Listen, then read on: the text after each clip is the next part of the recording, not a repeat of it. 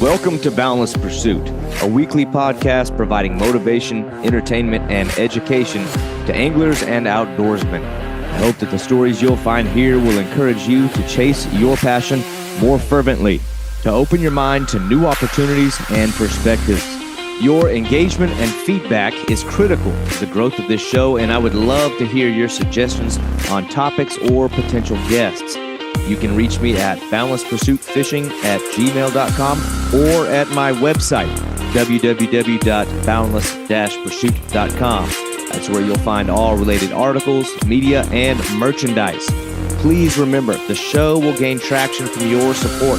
Be sure to like, comment, and share this podcast to your friends and connections. I'm your host, David Graham. Now let's get on to today's episode.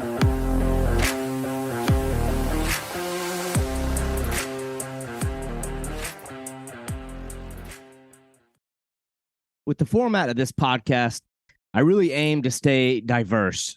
Saltwater, freshwater, game species, and non-game species all the same. But the other side of that is trying to stay balanced in showcasing fishing opportunities that you have right in your own backyard, as well as stories from the bucket list. But why not have both? I am living in Southwest Florida, dreaming of South America. And today's guest was really fun for me because he too lives right here in Southwest Florida, probably 20 minutes down the street from me, but he frequently travels to South America and fishes in the jungles of the Amazon. His name is Erich Burger of the JerZeyinfl Fishing YouTube channel. And Erich will spend time chasing peacock bass in South Florida one day, then be chasing the exact same in South America the next day, which is just kind of a pretty cool angle. The guy has made numerous trips around South Florida for bass, snook, tarpon, and just your typical Everglades species, while also blending his passion for South American fish and reptiles. And his YouTube channel is just kind of unique in the way that it blends the two worlds, lending motivation to chase fish in your backyard while also dreaming and living those dreams, chasing bucket list species like arapaima, aymara, and these gigantic piraiba catfish. Is the guy some kind of millionaire? No. He works right here in Southwest Florida at a local tackle store. He just simply gets after it, prioritizes, and makes these things happen. And he's just kind enough to share those experiences on his YouTube channel. Erich is just a good dude, and we've crossed paths one time in person. I hope that we can do so again, hopefully in the near future. But until then, all I have is this podcast for you to enjoy, and I think you will. This is Erich of the JerZeyinfl Fishing Channel. All right, Erich, glad to finally get you on here. We've met very, very briefly at Seat to Table. You probably thought I was some weirdo because I kept running over. I'm like, hey, I know you. I was like, this dude probably thinks I'm some kind of jackass. But you're the first guy I've had on here that lives local. We live like, I don't know, probably 20 minutes down the road from each other. We live nearby. So you're living in Florida, Southwest Florida, like me, by way of New Jersey, right? So you're a Jersey transplant. But welcome. How's everything going? Everything been all right? I'm kind of curious. How'd you fare after the storm? You know, all the obligatory questions that a Southwest Florida person would ask another Southwest Florida person. Well, David, that storm, let me tell you, that was a doozy for everyone here in Southwest Florida. But the night before, I was actually on a plane going to Guyana. I almost did not go to Guyana because my dad lives in Fort Myers, and I knew there was going to be some craziness going on there.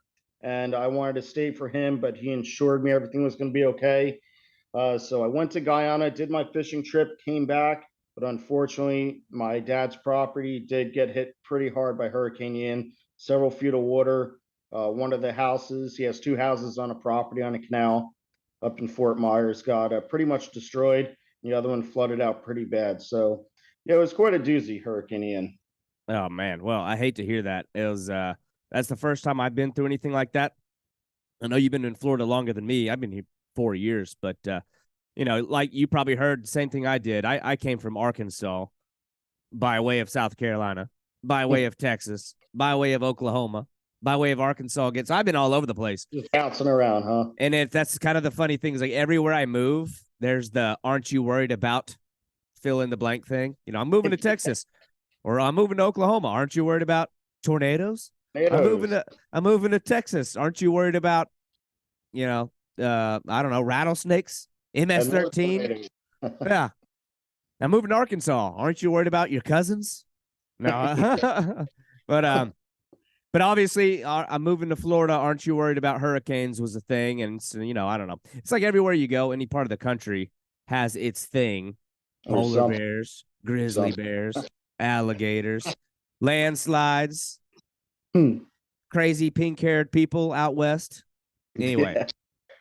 but that's nuts, man. I actually I didn't know that. I was curious. It's like we got to check on each other after that because I had actually just moved to Naples probably 2 months before the storm hit. I was living on the water in Fort Myers, like right off the Caloosahatchee, and Wow. my old neighborhood got smoked. And we just drove by there last weekend, and it's like I don't know, man. They'll be cleaning up for a year from now. It's all the houses have basically their guts sitting outside in the lawn in a big pile, but I didn't know, I wanted to dive into the Guyana thing. Obviously, you have done a lot of trips that I'm very envious of. But you've been humble enough to kind of, we've started that dialogue about maybe even a potential trip this year. But I didn't know that you had actually been overseas when that happened. So Yeah. that kind of adds a different layer to this conversation. It's wild that you went to a place where I imagine you hit like a peak high, like you're on a high catching all these incredible fish, only to come home to, I don't know, a crashing low. But Yeah, let's, exactly. I mean, That's exactly how it was. let's get into that. But I don't want to go straight into the travels thing because you do a lot of awesome stuff around here. And one thing that I've been impressed about you is like you seem like you're really getting after it with your YouTube channel and like videography and YouTube stuff's like, or just making videos in general, something I admire. I feel like it's a skill that I don't have. I'm like a simple blogger. I like to write about what I do, but I like quickly realized in the last decade, it's like, it's just it's like, it's one of those things I admire. And I know it's one of those things, if I really want to share what I'm passionate about, I have to get better at it. I have to like develop that skill. But just kind of talk to me about, at least let's start with some of your local endeavors and just your YouTube channel. I mean, introduce people listening now what the YouTube channel is, what it entails, like what is your objective, what's kind of like your theme. Or I already kind of introduced myself. I'm JerZeyinfl Fishing Channel. I have a channel on YouTube. It's all about fishing in Florida and around the world. I really go after snook and peacock bass here in Southwest Florida, which is really cool because it kind of goes hand in hand. Peacock bass in Florida, peacock bass in South America. Yeah. It's pretty interesting. And actually, the species that I was catching in Guyana is the same exact species that we have here in South Florida. So very interesting. But the whole YouTube thing and what you're kind of saying about skills, I don't have any background in video and editing and filmmaking, nothing like that whatsoever. I really have no idea how I'm doing it. I kind of just wing it as I go, and it seems like it's kind of working out, surprisingly. I never thought I would make it this far onto monetization. I have over 4,000 subscribers now. So JerZeyinfl Fishing Channel is starting to take off. It's pretty Yeah. cool. Yeah, that's awesome. Well, you know what? It's kind of funny you mentioned that. Like, I think that self-starter element, like you don't want to lose that. You know what I mean? I love to like watch some videos where it's just like a visual masterpiece. You got drones, you got underwater footage, you got like 360-degree rotations and like high tech stuff. It's awesome and it's very admirable. And it's like one of those things that's like visually stimulating. But at the same time, there's like a different level of appreciation when it's clearly like you're the one that like that's making, producing, editing. You're carrying the camera. Like you're a one-man show, and it's getting a lot of people outside doing the same thing. So I don't know. I think there's some value in staying small to a point. Not that you should never start getting drones up in the air. See, what I'm scared about is like I'm so reckless with my gear. I mean, I've been fishing my whole life. That if you saw the gear that I have, you'd laugh because I don't have much. I like get by with very little. And a lot of that is because I just beat the holy hell out of my stuff. My rods are all destined to break. All my gear is destined to fail. So I'm like, I look at a drone, I'm like, man, I really want to start using one of those things and getting some shots out here. But knowing, it's not even a maybe, knowing that thing's going to end up down in the water and I'm going to be down a couple $1,000, I'm like, I can't do it. But Yeah. Yeah, I mean, I know what you mean by that. I do have a drone. I've used it a few times. I've crashed it once and it oh cost me no. $50. I had Jeez. it on follow me mode where it was just following me around. It was hovering above my head as I was standing still talking, and the drone just took off into a tree and then crashed into the ground and broke. So that was $750.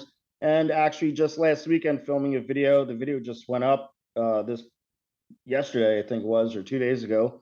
I destroyed my brand new $2,000 camera. So yeah, I'm trying to get nice stuff for this YouTube channel to make Yeah. it a little more professional than just some guy with a GoPro on his chest. But yeah, I'm destroying stuff. It's costing money. So I know what you mean by that. Yeah, that's hard to pull off. I'm like, I am convinced that there's somebody in some remote location controlling the drone unbeknown to you that is like intentionally crashing it so that you'll, I don't know, have to go get another one or have to pay something. Yeah. But that's funny. Like you're on follower mode. I'm just sitting there kind of like envisioning you kind of like fishing, doing your thing, narrating. And then all of a sudden the buzz of the drone goes quiet. Wait a minute. Looking I'm around. not being followed anymore. Like, but that's crazy. Well, what I think is cool too, and I want to sort of go that direction, maybe with the peacock bass thing is, I like that you're doing a lot of your peacock stuff in Southwest Florida because I feel like our peacock scene is like living in the shadows of Yeah. the stuff over on the other side of the state. So, Miami, I mean, yeah. without obviously spot burning, give me a little bit of idea on that because I think a lot of people neglect, even myself. I will drive past Golden Gate. I'll drive Yeah. past some of those areas and go fish the other side of the state looking for peacocks. A lot of people that I speak to that go for peacock bass, they drive past Golden Gate. They drive all the way down 41, all the way to the east side towards Miami, to the canals over there, which is very true. But indeed, you are passing up some amazing fishing spots for some beautiful peacock bass. Right here in Naples, right on the main roadways all over Naples, including right across the street from me, there's a bunch of peacock bass. I mean, I've caught them up to 8 pounds personally here in Naples, so that's pretty impressive. Oh yeah. Um, so don't go all the way to Miami, guys. I mean, stay local here in Naples. There's a lot of peacock bass, a lot of other exotics, Oscars, wine cichlids, and then obviously your native species, largemouth bowfin, which I know you like catching a bowfin. Yeah, yeah. All Speaking my that is language, yeah. yeah. All that is right here in Naples, Florida, and down in the Everglades, local to Naples. Yeah. Well, what's the peacock thing over on the other side of the state's kind of cool, but I don't know, like pitching underneath shopping carts and having a crackhead jump out from under a bridge at you. Sometimes I don't know. It's like maybe not my scene, but you have found a couple of spots nestled in the Everglades where you're fishing for them, and at least there's like that aesthetic, natural Yeah. Florida beauty Yeah. to a point. So I envy that because it's probably touching a little closer to, I don't know, what you have found, a little further south from here. But Yeah. did you notice though? What's funny? Just I want to talk about the Southwest Florida peacock bass thing. So like I Yeah. mentioned earlier, I was living on a little canal right off the Caloosahatchee. This is south of the locks. So for people listening, they're like, okay, now they're losing me because they're talking about home waters and I ain't from there. So the Caloosahatchee River feeds straight into salt water out into the Gulf. So Yeah. there's a series of locks for people listening, and it just gets progressively more fresh water as you go above these locks. But I live below the locks, so there's nothing between where I lived and the ocean. And it's not the kind of area that I thought there were no peacock bass in there. But actually, it was like the very last day before we were moving out of that house. I went and looked off my dock like one last time. I'm not kidding you. When I saw a peacock bass below my dock, this thing looked like it was pushing 10 pounds. I'm like, what Wow. in the world? I lived there for like 3 years, never seen one. Like I catch bull sharks out there, tarpon, snook, stingray off the dock. We had a couple little sawfish come through one day. like it's very very brackish water. I thought the peacock bass were not in that area, but this was a really big, like healthy, mature fish. So I don't know if somebody had thrown it in there, but it's kind of clear to me they're starting to a little bit make a move around here. So I have heard that the peacock bass are making a move a little north. And that's pretty impressive to hear for me that you saw a peacock of that size. Yeah. Maybe it was a Everglades transplant. Someone caught it and brought it up there. It's possible. Mm-hmm. But I have heard stories of peacocks in Fort Myers, even Cape Coral, and some of the canals. So that's definitely very interesting for me to hear, even because I never even thought about fishing Fort Myers for peacock bass. Very cool. I don't know if it'd be worth it. Because like I said, I mean, this was like heavy mangrove area. So it to me, I had the impression maybe somebody had put it in there, but like I said, it was a very healthy fish, and my eyes did not deceive me. I mean, this thing was chilling below the Yeah. dock. I was like, Yeah. oh my gosh, monster. Hmm. But anyway, it's kind of funny that it's like, well, I'll never have a chance to catch one there, but yeah, I feel like the scene down here is definitely gets kind of neglected. But I was curious. I know we kind of had that recent cold spell. Do you notice in your areas get hit pretty hard from that? So, to be perfectly honest, I have not been out a lot since I got back to Guyana due to Hurricane Ian damage Yeah. between my father's property in Fort Myers and my job down in Marco Island. There was a lot of damage, not a lot of time for me to get out fishing. But I have heard from subscribers from recent videos that I posted that along Route 41 in our area, there was a bunch of dead peacock bass and mined cichlids and Oscars. So it definitely did affect the peacock bass population, but to what extent, I Mm. am personally not sure yet. So I will be getting out there. Maybe tomorrow I'll be getting out there to see myself. Yeah. I guess I could see that on 41 where they don't really have like the depth variables. They may not be able to duck into deeper water and take cover. Right. Out there, they're just going to get blasted. But I live on a little small pond here in Naples that has some peacocks. And then after that, I don't know, it was like early January, whenever that real big, for Florida standards, cold freeze came through.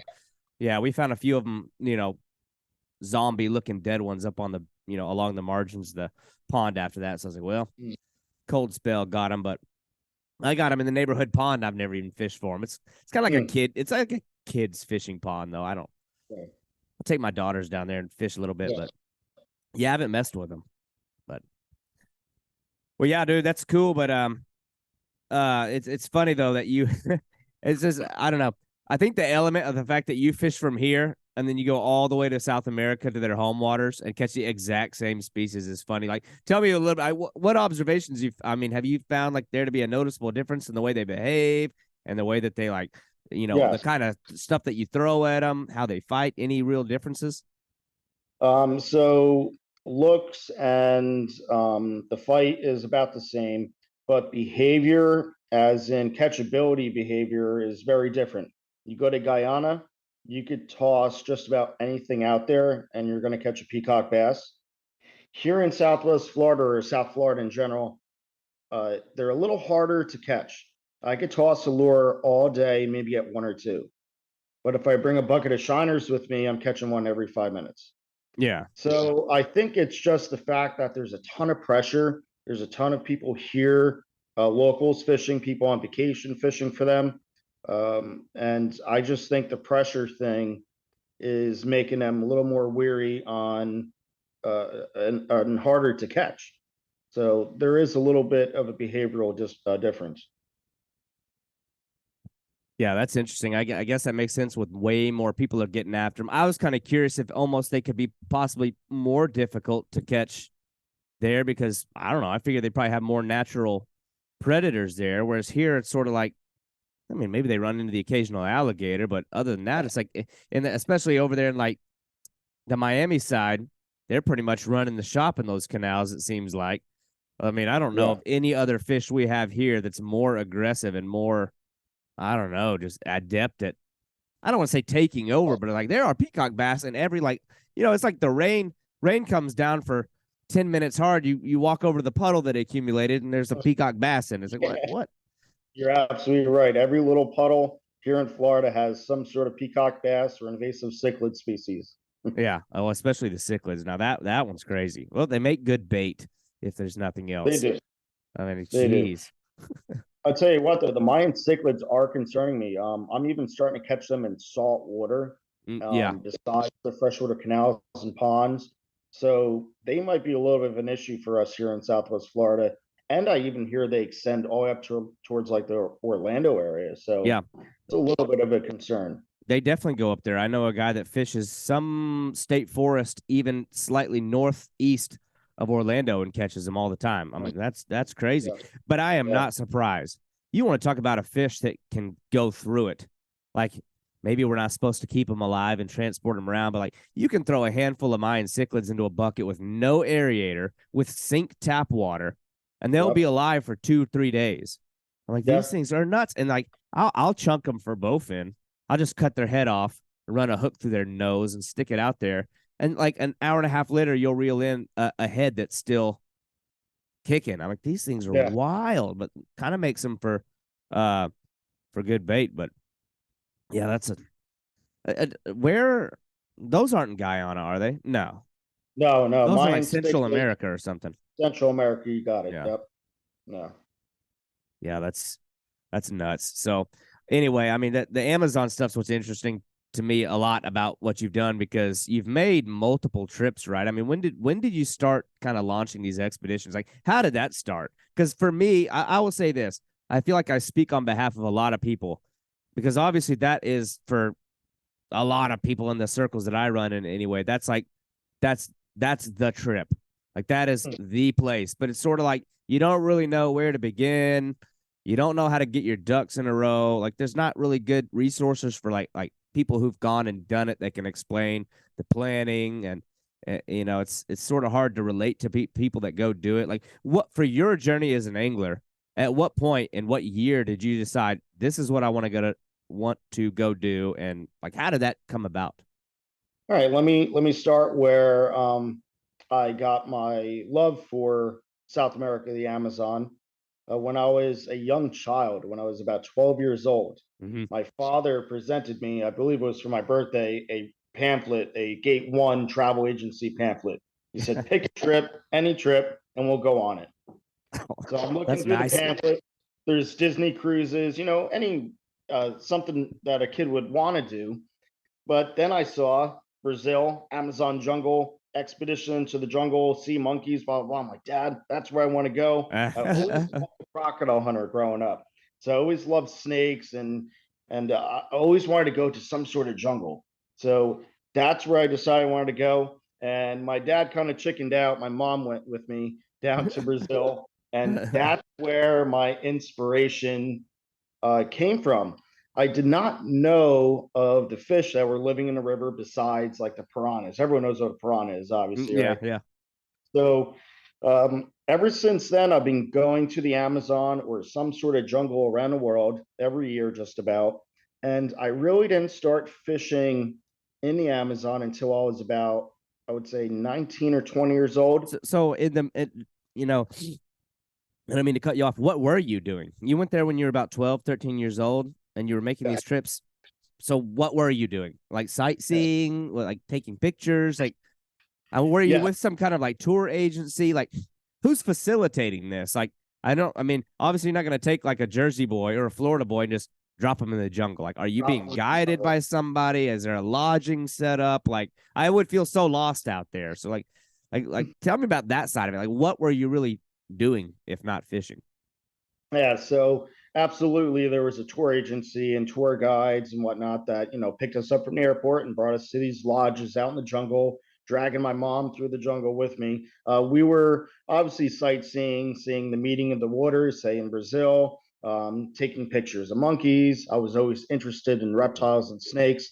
So I would be a 15-year-old kid running around the Amazon jungle at nighttime with a flashlight, looking for fertilants and bushmasters and whatever else and bringing them back to the cabin. Hey, Ma, check this out. Look, I just found a fertilance, all excited. So that's kind of what I was doing down there for quite some time. And then I always loved fishing and realized after a while that there's some serious potential to catch some mega fish in the Amazon. Yeah, that's funny. I can totally relate. I remember when I was, I don't know, probably the first time that I had really gotten into looking at the Amazon. I think you and I are probably cut from the same cloth. When I was younger, I was like die hard over reptiles and amphibians. I was like Mr. Snake kid, always wanting to Yeah, go out and catch snakes and turtles and frogs. And that's just what we did. It's just what I did. Like as soon as the sun came up, it was like it was like 007 sneak out of the house so I don't have to do chores and then come back late, to avoid, I don't know, if we're in the house, we're not occupied, we're doing some kind of chores. So I was right. sneaking out sometimes with nothing but some shorts on, crawling around the bushes looking for snakes. But I remember, do you remember the game Oregon Trail back when we were Yes, younger? So a lot of yes. people don't realize there was an Amazon Trail too.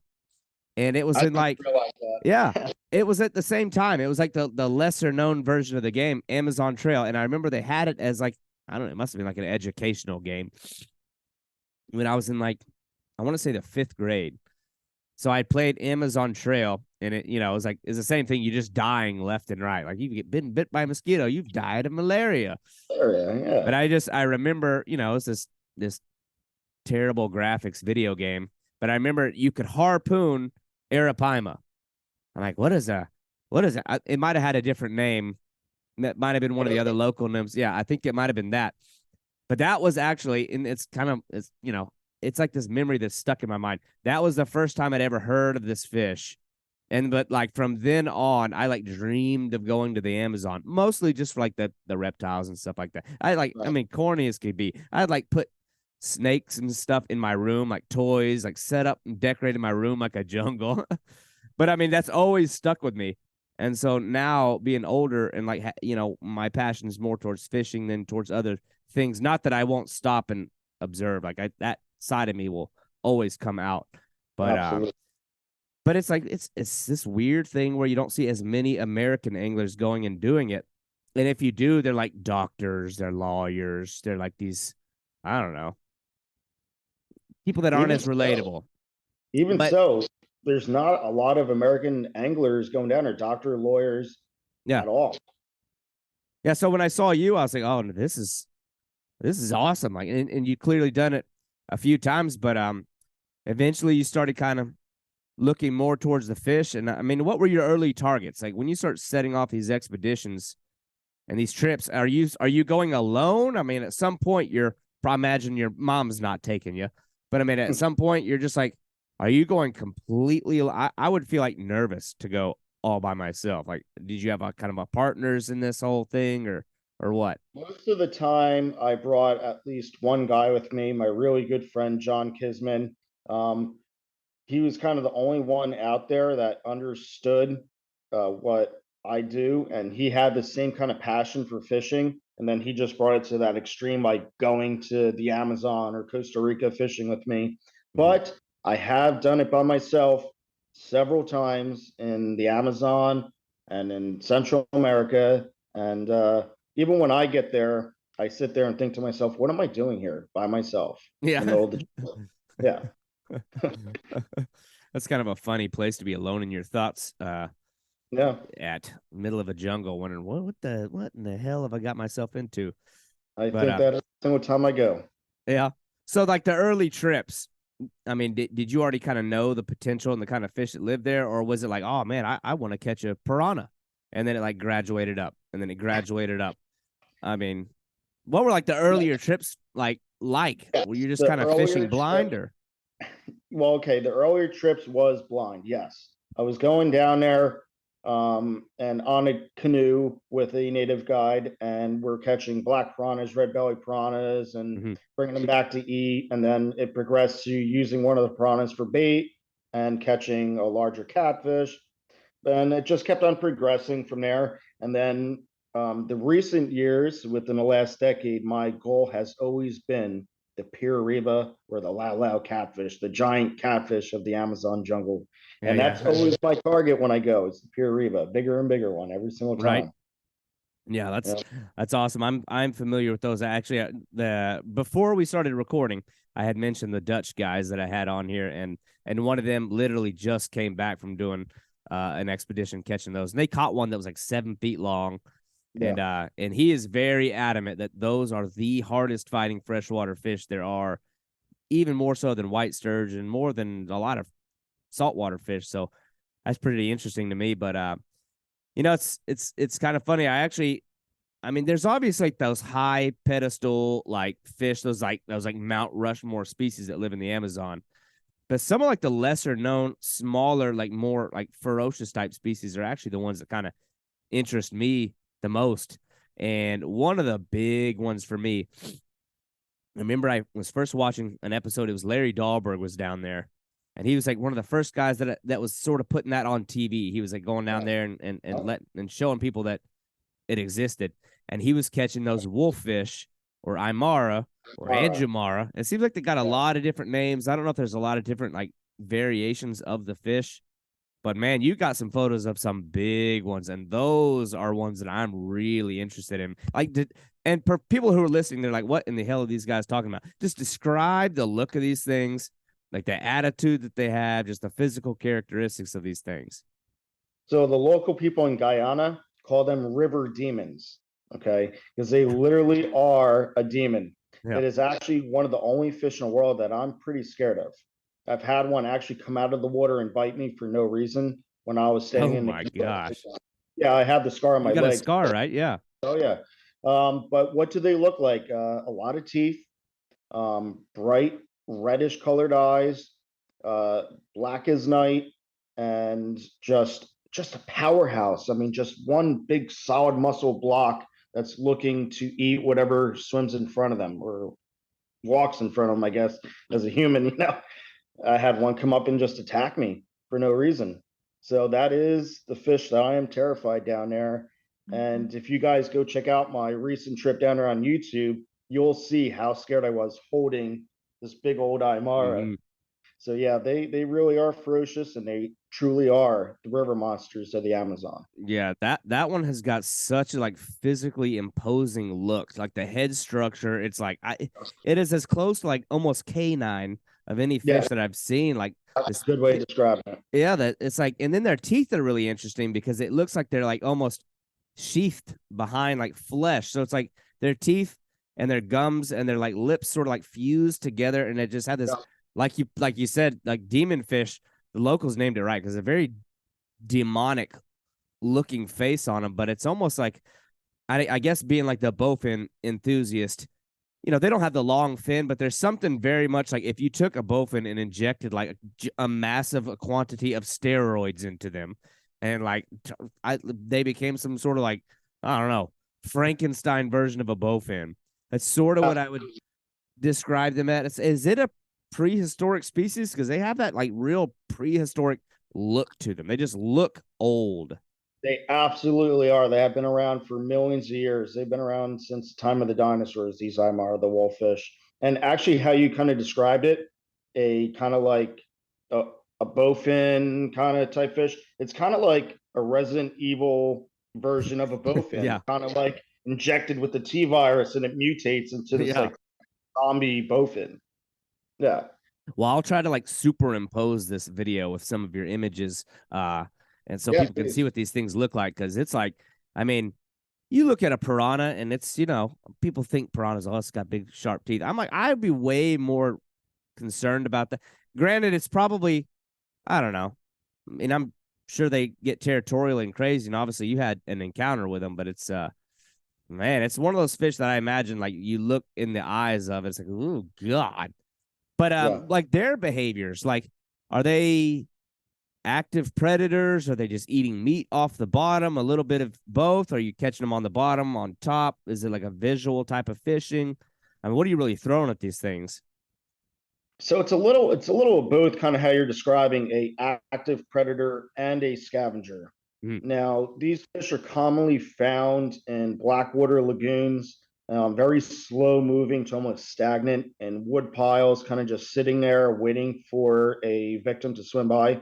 And they will certainly eat something dead on the bottom of the river or lagoon. But as you mentioned, Larry Dahlberg invented a lure called the Whopper Plopper. mhm. And he would be casting these Whopper Ploppers, and these Aymara and other species of wolffish would be coming up and attacking these actual whopper ploppers on the surface. So yeah, they do attack birds and other animals that are towards the surface of the water. Absolutely. And I even think they will attack something close to the river's edge, as there is guides missing fingers from these Aymara. It would be flying fish right on the beach, and the Aymara actually came up and grabbed one guy's hand and took 2 fingers off. So Good Lord.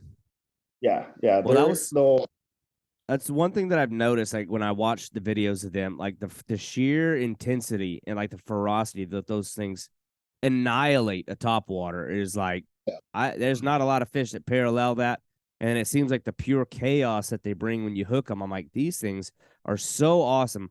I'd go so far as to say, like, I don't know, man.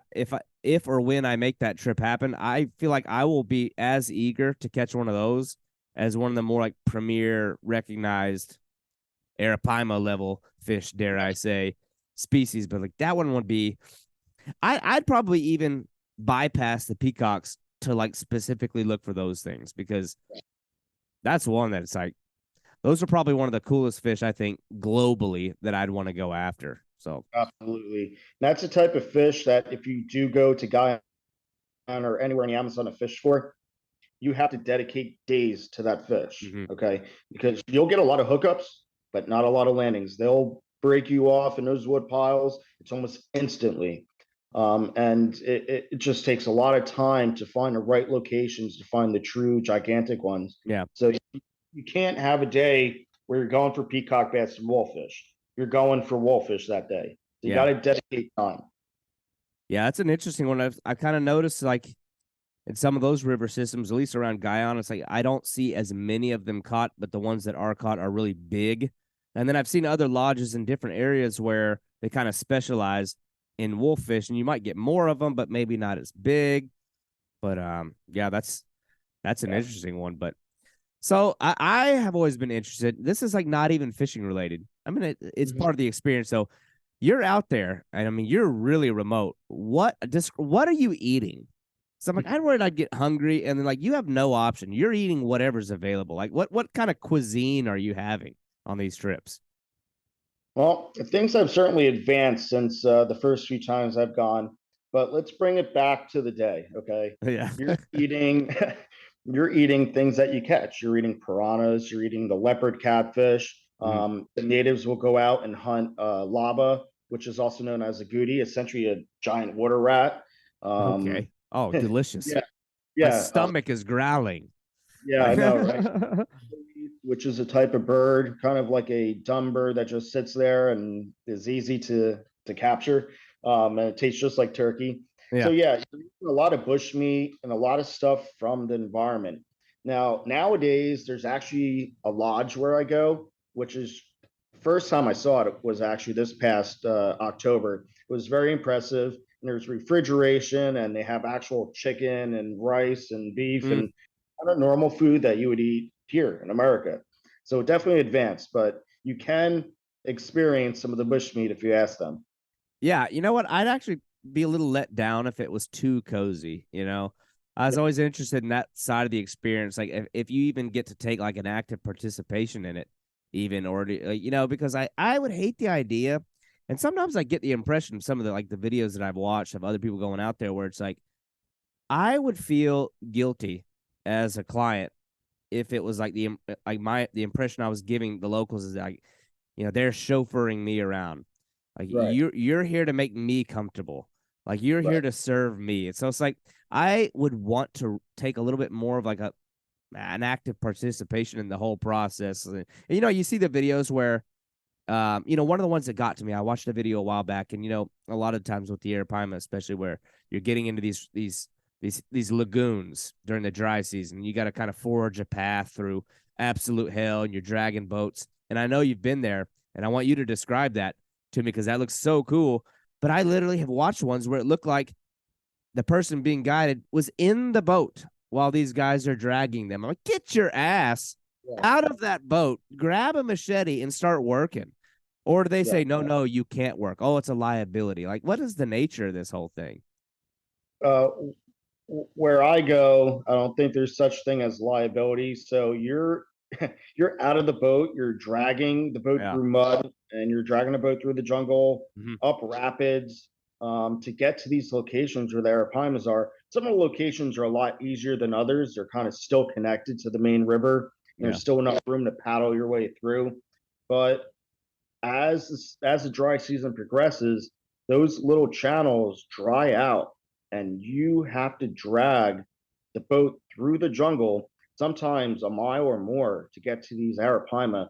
Actually, my second arapaima video from this series, you could see my friend John and this guy Dave out of the boat and actually laying out logs across the trail, dragging the boat over logs to kind of give it the little extra momentum over the mud. And so it's definitely you need to have the passion to catch the arapaima to Hmm. actually do it, because it's work. It's not a vacation where you're sitting on a boat trolling waiting for the fish to come up and eat. Yeah. Yeah. You're actually working, so it requires a lot of passion.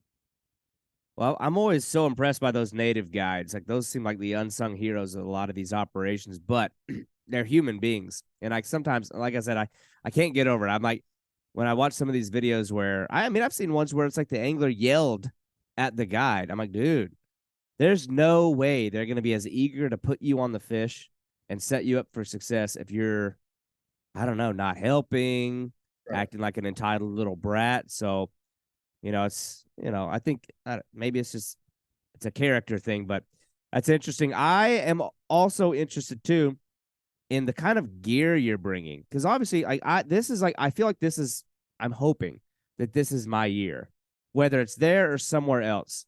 I got to get out of this country for the first time. Never done it, so I'm like, I'm really, that's why I really wanted to talk to you. You've done this, and you live in my town. Yeah. It's like your travel hub is all the same thing that I'll be experiencing, but when you're planning to execute these kind of trips, and I imagine you probably had piss poor planning in some of the early ones, or did you ever have any trips where like you got out there in the early days and realized, damn, I didn't bring this, or crap, I should have brought that? I mean, just explain to me some like the gear selection process, because I know you can only bring so much, but like what are you bringing with you on these kind of trips? So kind of in the early days, I didn't bring enough hooks or weights, and there's no tackle store out in the middle of the Amazon jungle. Yeah, So yeah. you got to be prepared to get snagged, especially like if you're fishing for Imar, you're going to get snagged. You're going to lose hooks. You're going to lose weights. Mhm. So you got to make sure you bring a adequate amount that'll last you the duration of your trip. But reel wise, you need some heavy duty, in my opinion. Spinning reels are the easiest to use out there, as you have to cast chunks of bait towards the arapaimas or long distances. Yeah. So personally, I use a Daiwa Expedition, which is a Japanese reel. It's an 8,000 size, loaded up with 80-pound braid and Okay. Visibraid. Um, but you see shows like River Monsters, and he's using Penn International 50 wides and You're whatnot. right. Yeah.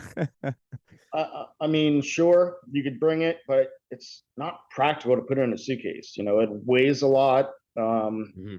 And like someone like me, I don't have endless funds to pay for the extra weights and bags and whatnot. Yeah. So, a couple large spinning reels, and it doesn't have to be like my $1,500 Daiwa Expedition. It could be something like a Penn Slammer, Penn Spinfisher, 10,000, 14,000 size, loaded up with some heavy braid.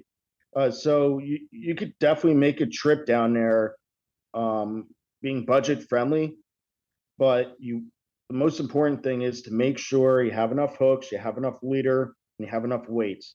That's the three most important things to bring with you down there. Yeah. Uh, and nowadays, a lot of like where I go in Guyana, there's spare rods. So just bring a couple travel rods. I bring 3-piece travel rods with me that cost $100 a piece, and somehow these things hold up. Akuma Nomad travel rod, pretty amazing. Um, so just bring what you need. Don't overdo it. And I've also done that where I've overdone it. I brought way more than what I needed, rod, Yeah. reel, and lures. I brought like 200 lures with me a couple times, and you end up using like a dozen, the whole Right. trip. So Well, maybe better to be over prepared than under prepared. But yeah, because that's what I was yeah, going to ask too. Because the variables in size of fish that you're catching could be, you might on one hand catch a 400 pound something, or you might be catching something small. So I know you're bringing a lot of different size rods and reels. I mean, if somebody was to say bring 4 rods, is that enough? Maybe 2 medium heavy and then 2 heavy style boat rods, or do you want to like go a little bit more than that? And then on top of that, like, is there an idle style of fishing where you can fish multiple rods, or like at the campsite, so you have lines in the water, or that kind of thing? All right, so like rod and reel wise, kind of like my lineup for Guyana, for example, is a Shimano Stratic 4000 reel, 30-pound braid with a 7-foot or 7.6 travel rod, 10 to 20 pounds. And I usually bring 1 or 2 of those setups, just in case something was to happen to one. I have a backup. And I also bring a bait caster with me, again, on another 10 to 20-pound bait cast rod. And then I bring 2 30 to 60-pound travel rods with 2 larger 8,000, 10,000, 12,000 size or 14,000 size reels loaded up with heavy braid. And do we fish at camp? Certainly we do. But towards the middle and end of the trip, you're going to be way too tired to even think about sitting on the beach all night hoping for a catfish to bite. Right. Well, let's talk about the catfish, because it seems like there's so many different kinds you can run into. But like, I don't know, give people listening like an idea of the caliber and the variety of catfish that place has, and like how you're fishing for them, what they might look like, it's the potentials that are there. Well, so just like anywhere in the world, when you're fishing for catfish in Guyana, you're bait fishing for them. So you're using chunks of piranha or whatever you catch early on in the day. That's another thing. You're catching your bait first thing. Okay. So you're dedicating 2 or 3 hours of your day catching piranhas or whatever small fish to eventually go catfishing or whatever later on. So the catfish species down there, obviously, like we talked about before, Piriba, the Lalo catfish, that is like the most recognizable catfish of the Amazon, anywhere in the Amazon. Um, but one of my favorites and one of the less known is the Jow catfish. Yeah. That is like the bulldog of the Amazon River. Talking about a fish that wants to get back down to those rocks, break you off. The whole fight is a fish just bending that rod, wanting to get back down to the bottom. That personally is one of my favorites to catch. One of the funniest, and again, another recognizable one is the red tail catfish. Hmm. And I just love once we get them to the boat because of the crazy sounds these things make, all kinds of squeaking and clanking, and it's pretty funny. And they're also one of the most beautiful catfish, in my opinion, down there. Yellow colors, bright red on the tail and fins. But there's several other larger species, some that are hardly even known about. Even like another species of Piriba that's down there. Actually, my largest Piriba, they don't think was uh, the Brachyplatysoma filamentosum. They don't think it was that species, which is the largest one known. This is another one called a Pyramatuba that I caught. And this one was about 300 plus pounds. Oh, wow. And it's a lesser known species. And no one knew that this catfish got to this size. So actually I have a picture of it. I could even show you right here. You can pull it up on your YouTube later on. So there's a lot of species down there that people just don't know about yet. And that's what keeps me going back, because you never know what's going to be on the end of your line. Yeah, no kidding. I mean, I can pull the picture up. You said you pointed over your shoulder. Is this thing within reach? Yeah, I can grab it right here. Oh, yeah. It looks like you got a couple of interesting photos back there. Oh, we get into those in a little. Oh, my goodness. Look at this thing. So, I mean, the picture's kind of cut off. Obviously, it extends out further. Now, my travel rod was 8 feet long, and this thing was slightly longer than my travel rod. And we estimated 300 pounds or so. And this is not your typical Piriba catfish. They look slightly different. And they didn't know this species actually gets this size. So it was pretty impressive. And at the same time, my friend John Kisman caught an actual Piriba this size. Right. So we caught 2 giant catfish at the same time. I don't know if that's ever happened in the history of the Amazon. That's nuts. You know what always makes me laugh is like I always notice like the other stuff happening in the back of the picture too. I don't know. I'm very observative. The natives always look so bored. Like that guy, just no expression. He's just like, "Yep, here we are again."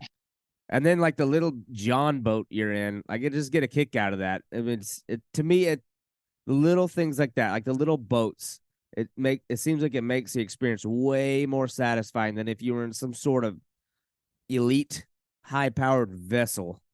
Because it just doesn't match the terrain. You know what I mean? It doesn't. Not that a John boat, even with an outboard motor on it, necessarily matches the terrain, but it's like I don't know. It's one of those places that you don't want to.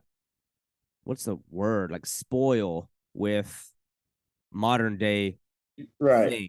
Right. Not that I would want to go out there and be like trying to shoot them with bow and arrow, but Yeah. you want to like preserve that level of humility in that kind of fishing. Just maybe it just to take away some of the distractions of more civilized life. But man, now how does something like that? How does something like that fight?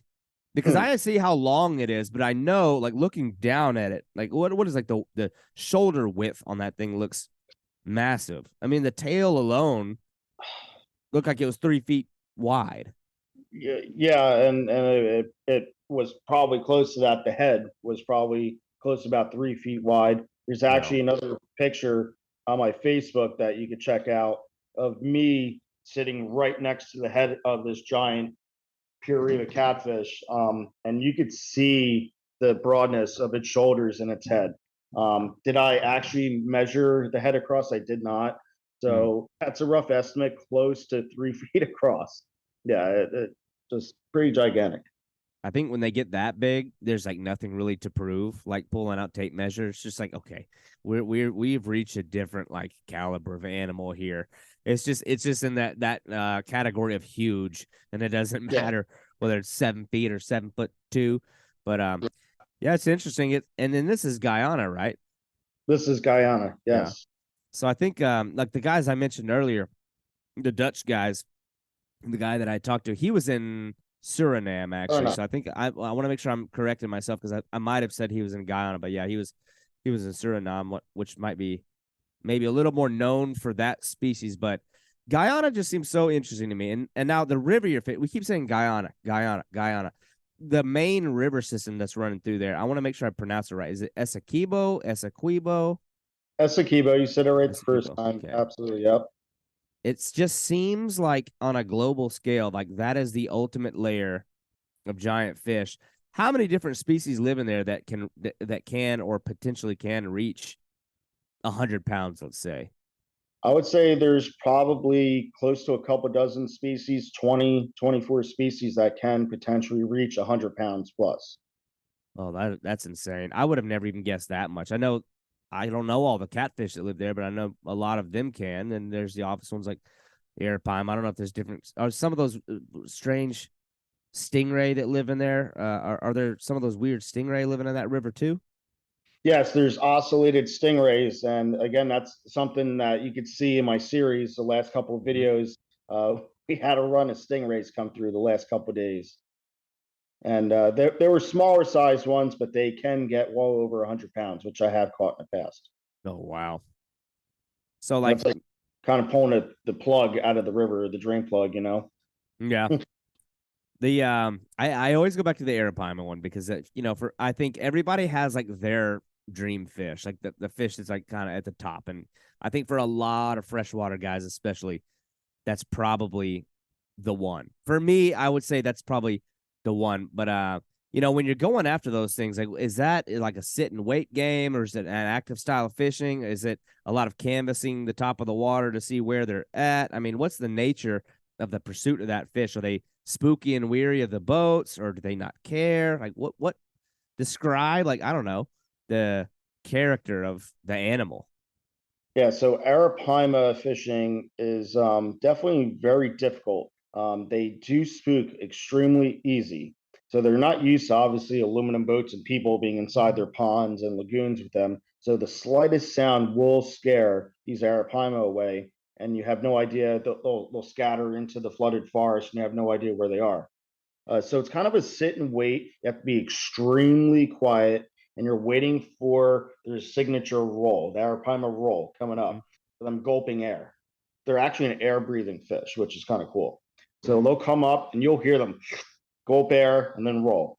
And once they do that, that's when you're casting your chunk of piranha about 20 feet in front of their head. And then you better hold on because things get very exciting after that. Now, are you like feeling the bite? Are you watching the line go out? I mean, it Yeah, just seems so intense to me.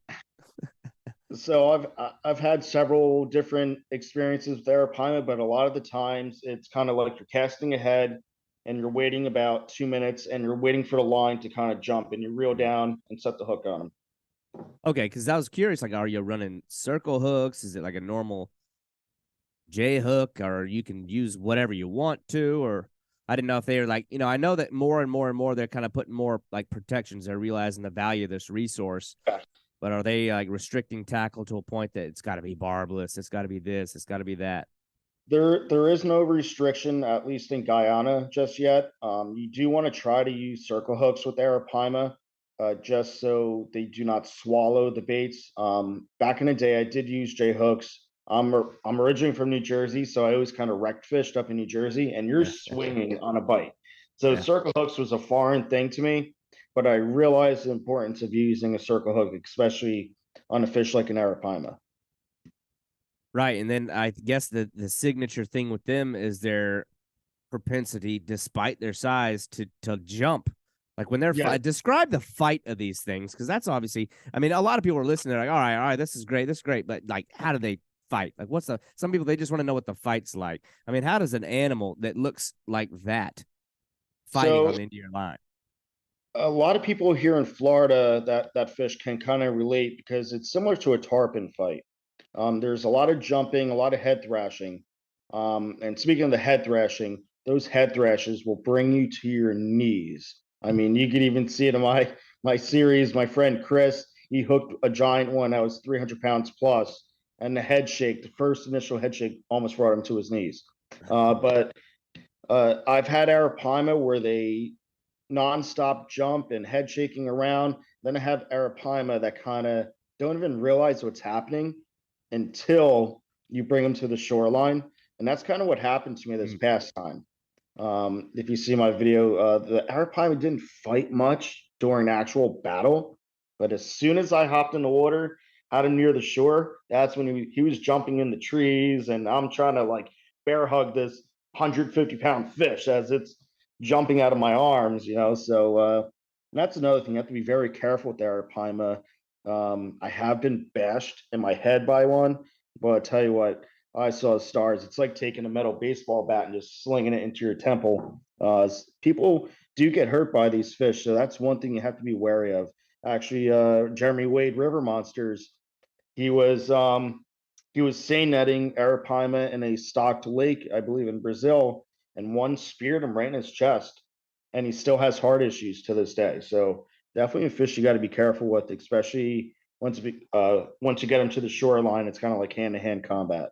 Yeah, because I know their head looks like it's solid bone. It's like Oh, I when I look at that thing and just like the scales, the structure of the head, the way they behave, the way they fight.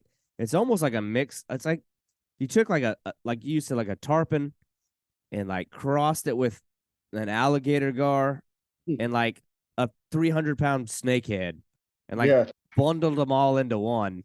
that's Just a good way of describing it. what an animal. But I mean, and then you look at the mouth. I mean, is it easy to get the hook through that? I mean, it's like and you're driving it through like almost solid bone, aren't you? So, yes, the lips are almost like solid bone, but they do have soft palate, kind of like a tarpon does. So you need to make sure that you're using a wide enough gap hook that you could actually get the hook around her lip into that soft area to hook them properly. Yeah. Well, and then you mentioned too that they get afraid of sounds. So like I'm envisioning like if you hook one and it starts going absolutely bonkers in the middle of this lagoon, you pretty much blow out the spot, don't you? Or do you actually have a chance to catch more than one in the same day in the same area? So my friend Chris and I, this past trip, we caught both of ours in the same day at the same lake, but there was definitely a couple hours in between.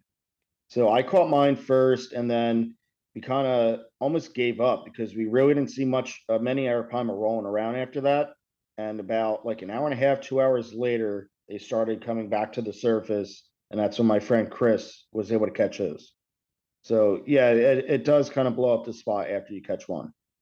Yeah, that's nuts. And then like these like lagoons and lakes are probably being replenished and like almost like restocked every rainy season between rain and dry season. It's like maybe a new brood of fish is coming in and out and getting because they're essentially stranded in these.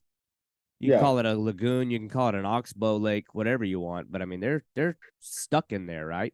absolutely. Yeah.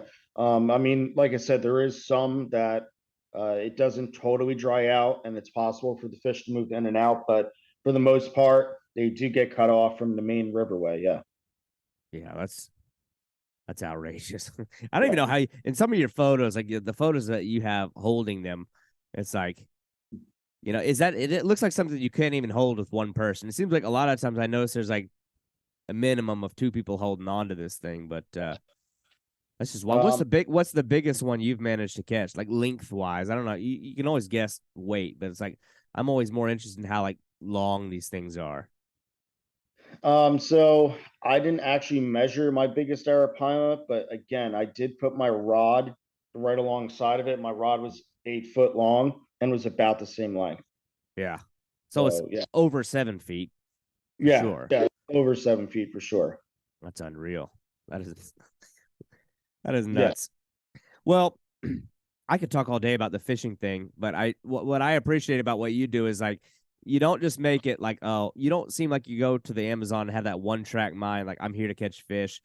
I love that you tie in like the childhood passion that has continued on for the reptiles. You do a lot of like putting on the headlamp and going out at night and looking for the local wildlife. Tell me a little about about some of that. And I see your photos in the background. It's clear that that is like, you weigh two passions and balance the two out. I see this. It looks like a Yeah. cottonmouth and a photo of an alligator. Alligator, and then I have photos of pureed catfish and Right. Yeah. other stuff. I have photographs or posters of Bigfoot over here, and yeah, so I kind of have a lot of passions, but it's all outdoor related.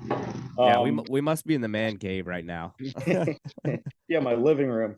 Yeah, the whole house. Yeah, But the whole house, that's exactly. cool. Like I guess a lot of people would probably be scared to go out and do that. I know you mentioned bushmasters and so I'm familiar with some of those species. It's like, man, it's like the risk maybe that you're running because I don't imagine the nearest medical facility is all that close. And the ones that are around probably don't have the latest and greatest medical technology. But like what kind of animals are you finding out there?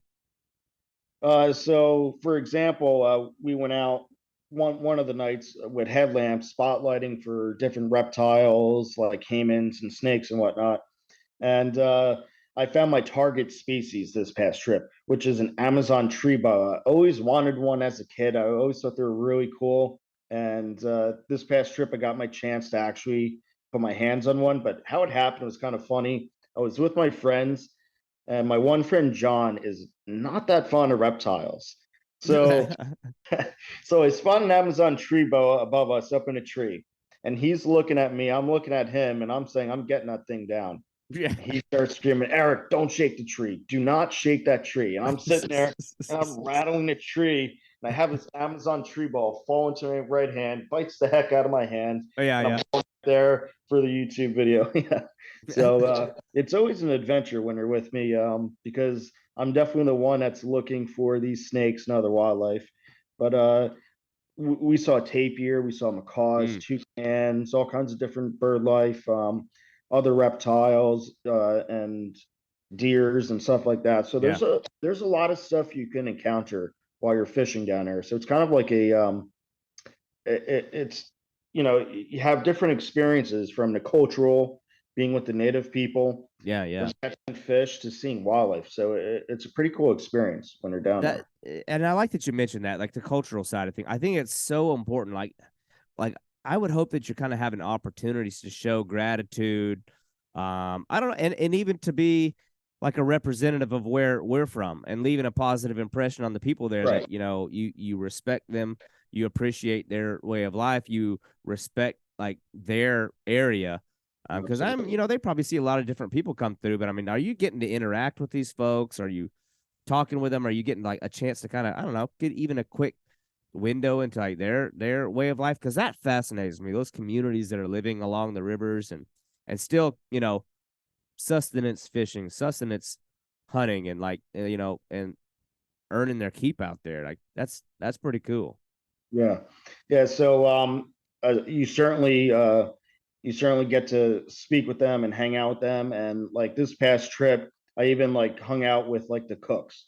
I feel like if you go to a hotel, you're not going into the kitchen and talking to the cooks, right? Yeah. So I got to find out like where they live, what villages they're from, and how their life was. Um, they were showing me pictures of their homes and whatnot. So you definitely get to experience, their life, their culture, and how they live every single day. And there's no Publix around the corner for them to go food shopping, so Yeah. they are definitely relying off of the river and the jungle behind them. So it's pretty neat to see how they live and how in tune they are with the jungle and the river. They hear a sound and they know immediately where it Mm. is and what it is. And like our guide, Rockland, he was calling in animals that he heard from a distance. And all of a sudden, after him making his sounds, he was like hitting his throat and making a sound at the same time. And Yeah. all of a sudden, these police birds ended up right off the bow of our boat. A tapir came by. It's just crazy how in tune they are with the jungle out there. Yeah. Just That's calling in that's cool. animals. I'm always interested in that side of things, and like not passing the opportunity to, I don't know, just mingle with the locals. Because in what made me think of that is I remember listening. I wish I could remember where I saw this, but I'll never forget. I was listening to some interview with a guy. I guess he was one of the original people that was guiding people around. It might have been the Rewa Yeah, area. And yeah, during the early days of them kind of establishing that area for fishing for non locals or whatever. And he had described basically showing um, these outfitters or these people that were traveling the rivers. He was just showing them everything, taking them all the places. They're catching all these fish. And then he said, like, the next season or like seasons going forward, and at first, the people coming upriver would stop by and check in with them and say hello, and that there'd be some communication. And he said as time went on, they would see these people that were traveling all this way to come to their waters, and the boat would just keep going. They weren't stopping, so they were just going, and they got the information. They were shown what to do, where to go, and then once they got that information, it was like they didn't need him anymore and kept going. I yeah, was like, that's so unfortunate. And like our responsibility is like anglers, especially from like you are America to these people. You know what I mean? Like if you're yeah, out there making that impression that you don't value, I don't know, their way of life and like respect this as their home. For me and you, it's like you respect somebody's living room when you walk into their front door, and then out there, that's their living room. So yeah. it's really interesting to me. But man, I could pick your brains all day about this Amazon stuff, and I think we'll be able to because we got to get together in person soon enough, anyway. And honestly, if that is a trip you're planning on doing this year, that's a trip I really want to do. We're gonna have to start picking up the communication going forward anyway, because man, I got Definitely. to do that. And like you're such a good source of information for somebody who's like right where I live, who's done it time and time again, so I can kind of pick your brains. Like, what do how do I need to prepare, or do I need to bring bug spray? I guess we talked about the snakes, we talked about the fish, we talked about the birds. I mean, man, it's the creepy crawlies I'm kind of worried about. Like, what's gonna get on me in the middle of the night? But anyway, we won't slow down for that because you've done other kinds of fishing. But I am interested when you go and you experience a high like that, like you kind of reach, I don't know, the highest level of freshwater fishing. Do you struggle at all with coming back to Florida and being able to find fulfillment in our home waters? That has certainly happened before. Yeah, I mean, you catch these big arapaimas and giant piriba catfish, right? And you come home and you're catching a largemouth bass that's half a pound, right? Yeah, Uh, but at the end of the day, I have passion for fishing, Yep. so I don't care if I'm catching a 400-pound piriba or a 4-ounce bluegill. So the Yep. passion's there. So yeah, it can spoil it, but I still have a love for no matter Right. what type of fishing it is. That's the answer I'm secretly looking for. There's a purity there that it really doesn't matter. And it's funny, we mentioned both in a few times. I've been Yeah, at least privileged enough to do some cool things here in the States, but I'll always tell people of all the fish, the one that always kind of like brings me back is one that a lot of people think is a trash fish. Like, what? yeah, Like that? yeah, And I will always consider like that the fish for me that really like made me an angler. And so and I may even go do that this Friday. I haven't even gotten out yet this year, but that's like one type of fishing that it doesn't matter where I go on this side of the globe or the next. That will always be the one for me. So that's a good answer. But I do want to quickly touch on, and I know we're running out of time. I got another guy coming up. So it's but I can't let this go by without talking about a different style of fishing I've seen you do. Where were you when it looks like you're popping like out on the ocean on, I don't know, reefs or something, getting rooster fish, getting big cubera snapper. Where was that at? Because that is a style of fishing that, especially up in recent times, has become real interesting to me. yeah. So I think you're referring to my trip to Panama in 2019, right before this whole pandemic started. Okay. Um, that was in Northwest Panama, and we were popping these outer islands up to 60 miles offshore for roosters and cuberas and other exotic reef fish. Yeah. That was an absolute blast. That's actually one of my favorite fishing is top water on the reefs in the Pacific Ocean. Yeah, I'm embarrassed to say that when I see that kind of fishing, the one thing that sort of holds me back is, and it's so embarrassing, I am not made for the sea. I've tried it. I get out there, a little bit of chop, I'm blowing chunks like every time. Doesn't matter if I put what patches on the back of my ear. I'm taking Dramamine. I'm doing a seance, and it doesn't matter.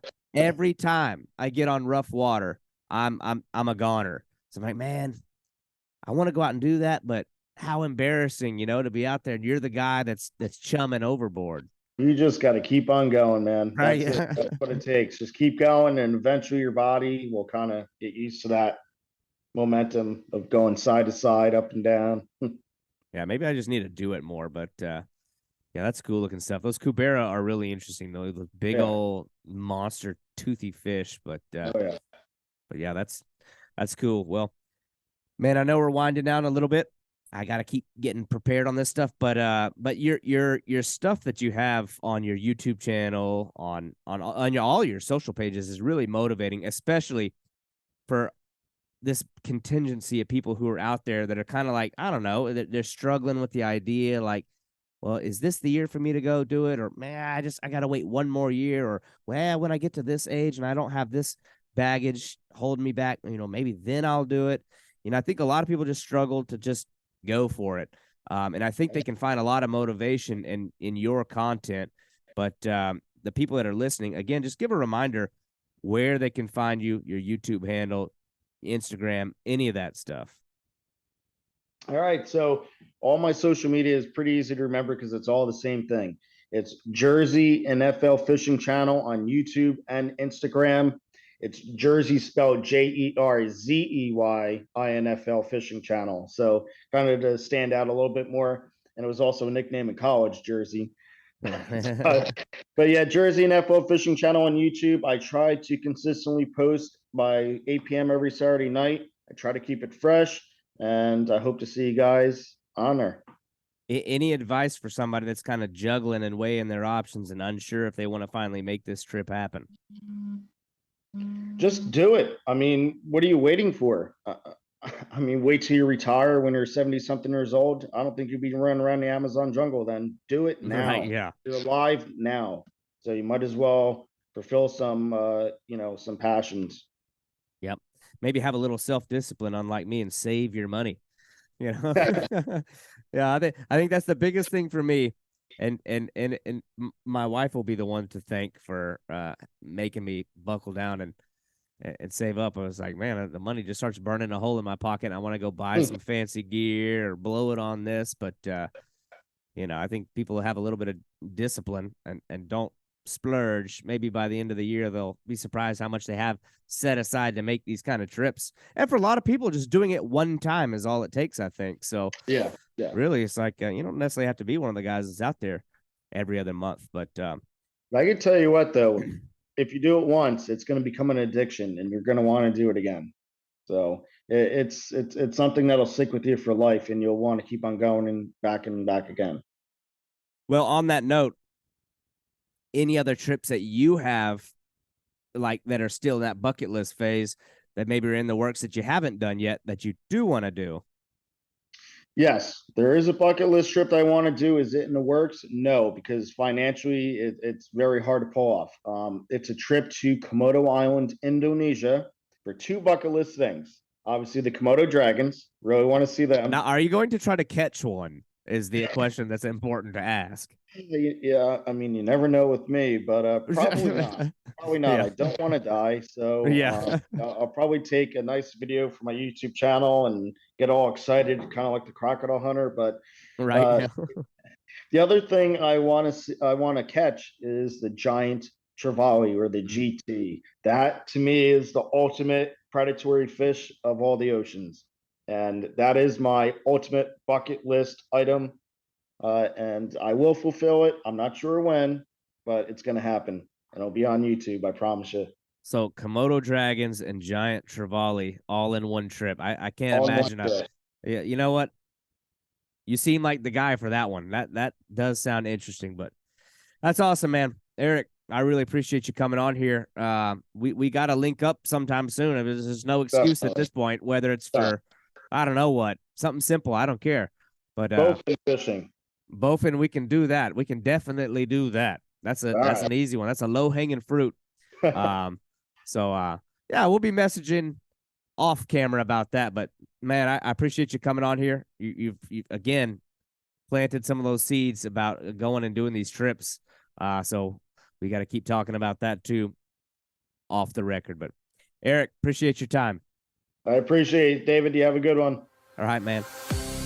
Thank you for listening to the Boundless Pursuit podcast. If you enjoyed this show, your feedback, comments, and reviews are very important to me.